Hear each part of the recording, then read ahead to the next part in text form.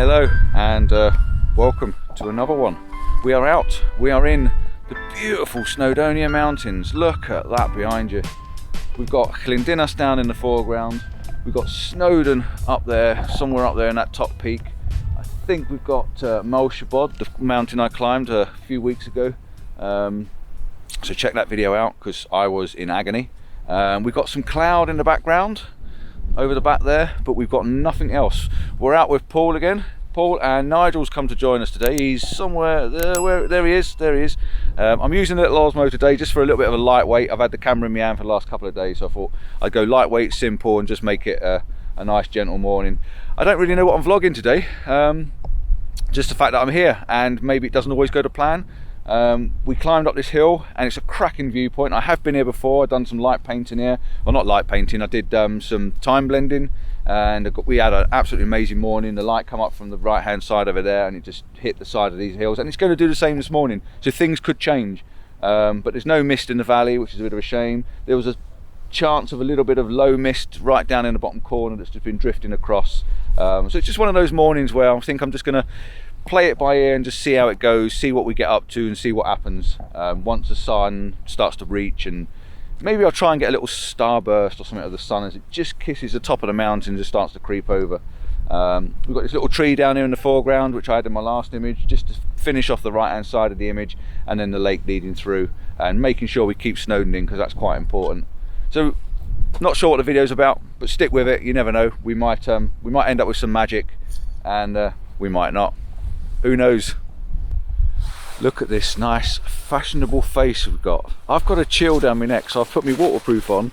I've got my hat pulled down, and I've now got my scarf around my neck just to keep the chill off the back of my neck, because I just got a chill this morning. Probably because walking up the hill I got a bit sweaty, as you do. It's starting to happen. Everything's starting to move now. We've got light up on the top of Snowdon round there. We've got light on the top of this one, and we've got this nice little cloud that's catching the light, that's reflecting in the pool as well. And it's I'm just taking shots. I'm taking bracketed shots. I know it's not amazing with all these massive clouds, but the mist is starting to come back in again down there at the bottom of the lake, just down there. So it's just now a case of taking different shots, bracketing them all to make sure I've got from light to dark, because the sky's dead bright, and obviously the ground and the trees and the heather and stuff like that is all quite dark in the foreground.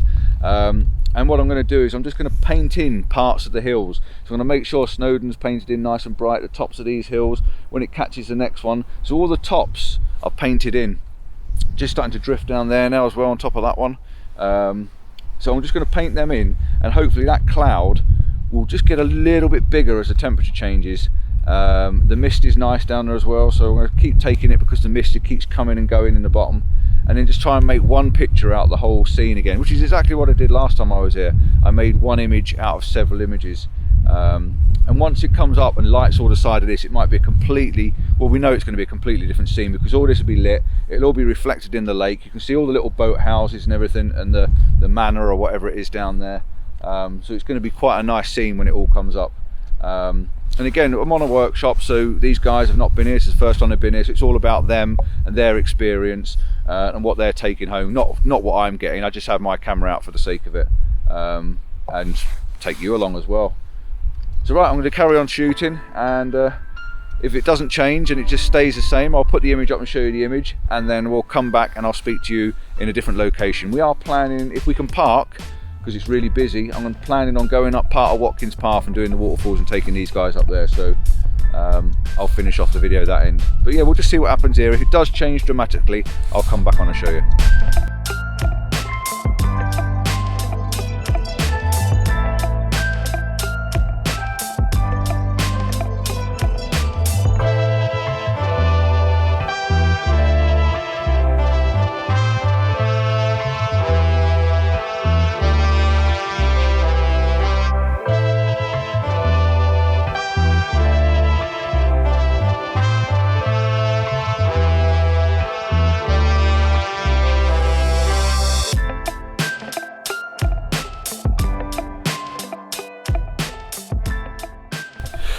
Right, I've just run down. We've got some nice light. The light did come out. It came out and lit up everything. I tried to do a panoramic, a last minute decision, a very wide panoramic, probably a 3:1 crop with a little sun star in it.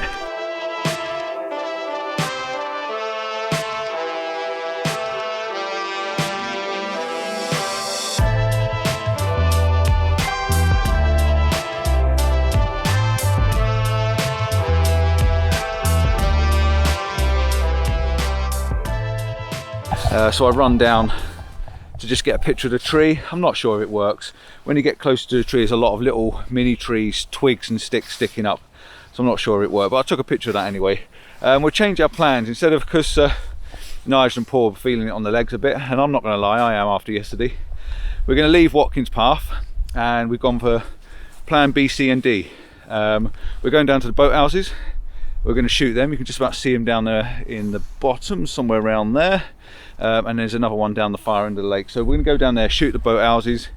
Then we're going to go down and do the classic lone tree at Llanberis.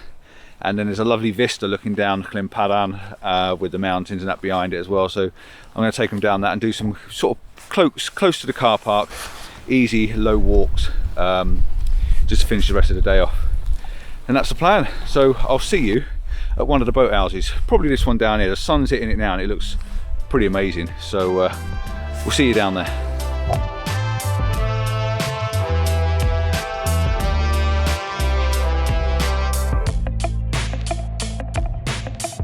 Alright, so we're making our way down now, as promised. We're coming down to the boathouses, and the reflection's really nice. You've got parts of the lake, or Llyn Dinas is quite still, and it's casting a beautiful reflection on the little boathouses. Looks like one of them's collapsed by the looks of it, which is a bit of a shame because there used to be two right next to each other, but it does actually look like one of them's collapsed partly.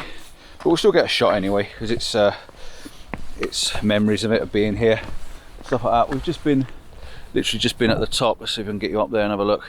We've just been up there, so that's where we were before. Not a bad little walk. You definitely need to be able to walk, you know, use steps and stepping stones, because it is uphill. Coming down's not so bad. It plays on my knees a little bit, but it's not too bad. But yeah, we're gonna get a couple of shots of the reflections definitely, and we're gonna play the rest of the day out low key, ground level, just to make it a bit easier on the legs. So I've got work tomorrow. Paul's having another night here. He's had the weekend with me, so yeah, we're gonna take it easy on him today. But yeah, look at that stunning view, and you can just see the boathouses down here somewhere in the corner, and that's where we're heading, just around the bottom of the lake and shoot across the lake, or Llyn, sorry. We are down on the ground. We are right next to the lake, Llyn Dinas. Beautiful reflection, and before the reflection disappears, I'm actually just going to quickly snap this shot. I don't need to bracket because the dynamic range is well in on the camera. I'm just going to focus on the foreground rock and take this shot while I'm talking to you. So I'm taking this shot because I've got a bit of a learning curve for you on this one. If you can see in front of me, I'll tell you what I'll do. I'm going to flick it over to video and I'm going to explain exactly what I'm doing. Right, so let's hit record. I'm on video. I'm on the side of the camera, so I'll put it up on the screen for you.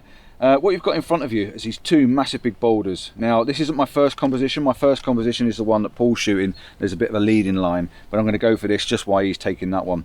So we've got these big boulders down here in the foreground, and then we've got this beautiful reflection, and the Fuji punches out these greens like we know it does, and the little boathouses. Now, I know the boathouses are very small in the image, but I don't mind because I'm using foreground. I'm going to zoom in on them with a big lens in a minute. But this is the learning curve. You see this part here? This part of the image, and I know my finger's not in focus, but that part of the image is just catching the edge of that reflection. Now what I prefer to do, I'm going to lift the camera up. I want it somewhere like that. That to me is a far better image, just having that little bit of separation between the two. So literally lifting my camera up probably 2 inches off the ground. So I'm going to set the tripod up and I'll come back to you and explain exactly what I'm doing.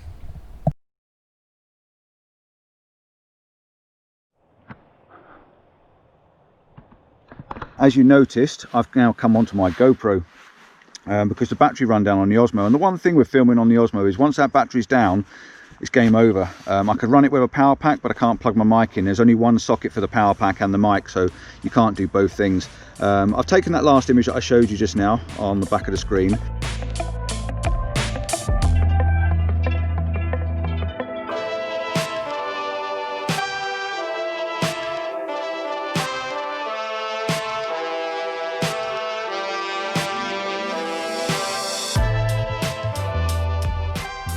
This one's slightly different, so I'm just going to flick over into video mode just to show you the difference on this one. The difference on this one is I've now got two little rocks at the bottom. This is the one I was talking before. Then I've got some rocks in foreground. There's a little balanced one, and then there's one going on. I'm not too worried about it clipping the reflection because, in fact, it's actually sitting quite nice in between. And then the boathouse is in the far distance. So this is a slightly different composition, sort of taking you through the image of it. Would you Adam and Eve it? The battery died on the GoPro as well. Can't believe it. I've actually got a spare, but I'm not sure how long it's going to last. When we carry on the rest of the video, the rest of the place and the rest of the area, once we've been back to the van, I'll get the bigger camera out. Old faithful. What was I saying before? Yeah, I was on live view and I was showing you how leading through the image. The other thing I'm going to do with this image as well, I'm going to focus stack it. And again, I'm going to flick it back over onto video mode so I can tell you what I'm doing. So I'm going to focus stack it first on the foreground, on this one here. I'm going to focus stack it on this one there. Then I'm going to focus stack it on the background, just purely because it's going to work better. Even at f11, it's going to give me more depth in the image if I focus stack it. At f11, focusing on the foreground, the background will be going out of focus just a bit. So I just want to make sure I get those 3 level points and everything's nice and crisp and sharp, because this is one of those images that I think needs to be sharp from front to back. And I'm using autofocus.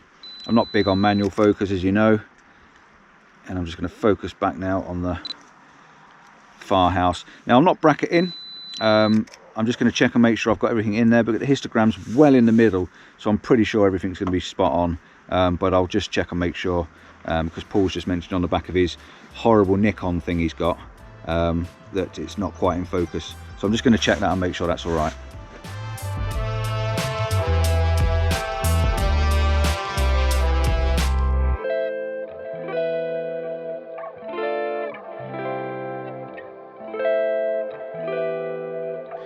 So I've got the longer lens out now. I'm trying something a little bit different. I just wanted to concentrate on a small section, and I'm sort of framing the frame is between the boathouse on the right hand side and then this set of rocks on the left hand side, and I just like that set of reflection there. So I've put the long lens on, zoomed in on that and done a bit of a panoramic on that.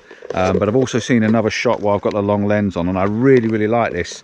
It's divided in half. It's breaking the rules a little bit on one way because the image is split in half, but this is where you break them.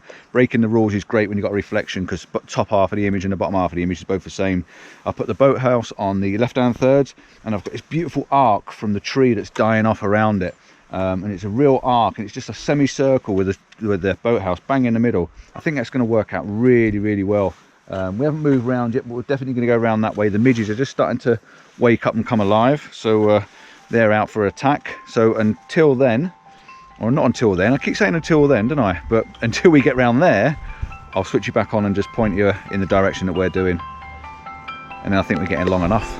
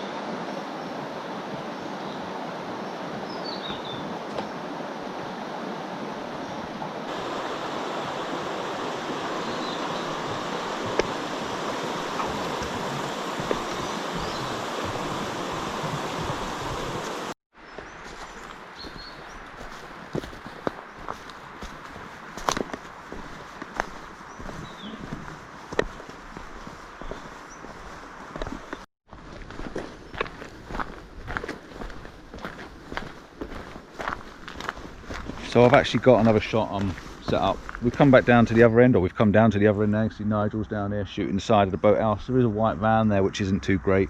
The reflections moved, there's a bit of ripple on the water, and Paul's down shooting, looking at what he wants to shoot. I'm not with him for guidance, he's here really for locations and stuff like that. So the plan I've got now is I'm shooting the complete opposite direction to that. I like this little outcrop of trees. I've looked at it a few times when I've been down here, and I just like, there's a little section, there's a bit of a gap, so I'm going to go from that gap to the far end. Now, I'm not sure if it's going to work 100%. I'm on F4, so I can shallow out the depth of field, or shallow out the background and make the background a little bit blurry.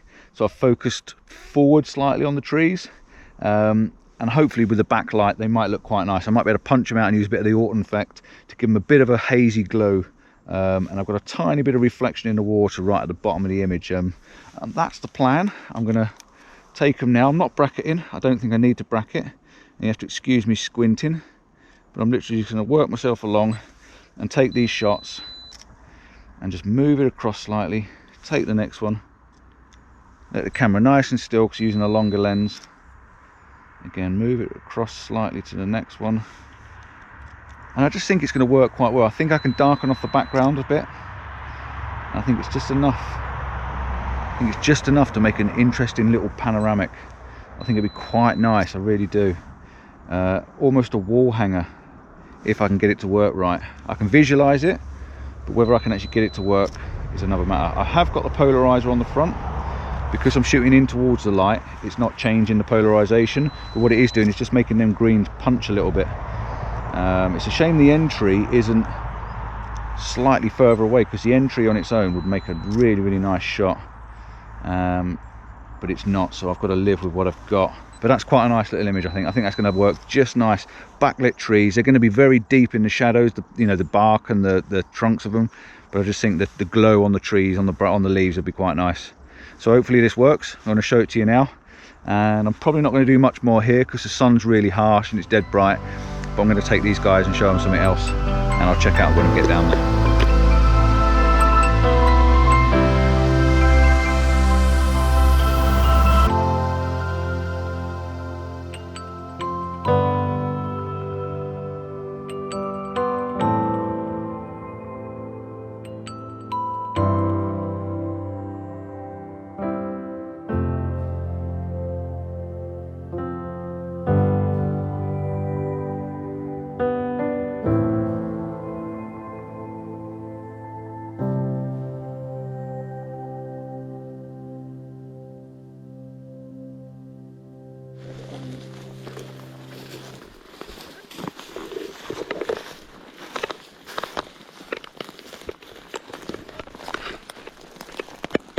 Oh, what the bloody hell's Brax and Bram? He's showing off in here, look.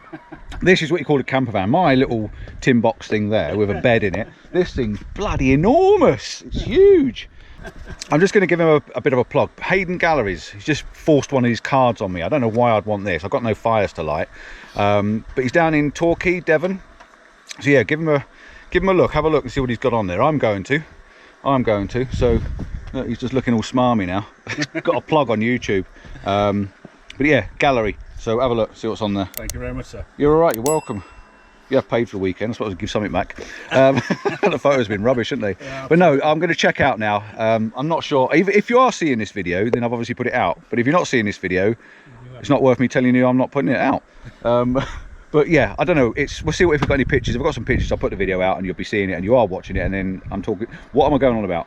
Time to go. Ciao for now. Don't forget, like and subscribe, tell a friend and all that. And yeah, check out Hayden Galleries. Bye. Oh, and any pictures Nigel's taken because he's always around. Ciao for now. Bye.